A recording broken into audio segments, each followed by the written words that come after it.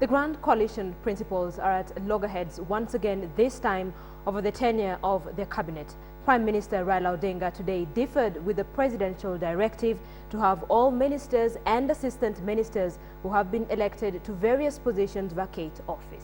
In a statement sent to newsrooms, Raila says Kibaki has no mandate to order the resignation of ministers before a new government is sworn in and a new cabinet secretary is appointed. However, in a swift rejoinder this evening, the government spokesman Muthui Kariuki reiterated the president's directive, stating that any elected cabinet member who does not tender his resignation will not be sworn in.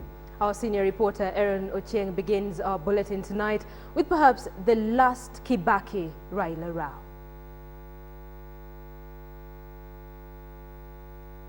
Just when we thought we had seen it all in the squabbles in the Grand Coalition government, another spanner is thrown into the works of a seemingly dissolved cabinet that has had its extension by the fact of the current political impasse of who exactly won the presidential election.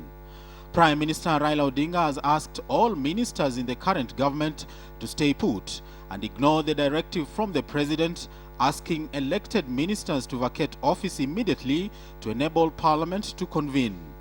President Kibaki, through Head of Public Service Francis Kimemia, had indicated on Tuesday that on the advice from the Speaker of the National Assembly and the Attorney General, the 22 ministers and 19 assistant ministers should resign immediately.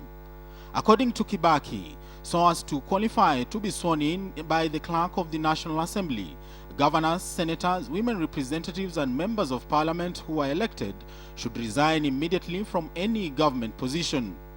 But the Prime Minister thinks otherwise. A section of his statement read in part that the law is clear that the President, the Prime Minister, the Vice President and all ministers remain in office until a duly elected President is sworn in and new cabinet secretaries appointed. The PM goes further to say Section 12 of the 6th Schedule of the Constitution of Kenya and the National Accord and Reconciliation Act guarantees the coalition government status until a new government is in place. Kibaki's decision may have been informed by the provision in the new constitution where Article 152 subsection 4 indicates that a cabinet secretary shall not be a member of parliament. As you get sworn in as a senator or as a governor, you need to resign from your position as a cabinet minister, because if that happens, then at that moment after being sworn in, you will be holding two positions. If Kibaki's directive is adhered to, then the coalition stands to be hardest hit, as most of the ministers in the coalition won elective positions that they had vied for. They include Senator-elect James Orengo, who is the Lands Minister, Otieno Kajwang of Immigration, Mutula Kilonzo of Education, Chris Obure of Works, Anyang Nyong of Medical Services, Budalangi MP-elect Babu Namwamba, Governor-elect Wycliffe Oparanya of Planning, Hassan Joho and Sospita Ojamong, who are assistant ministers.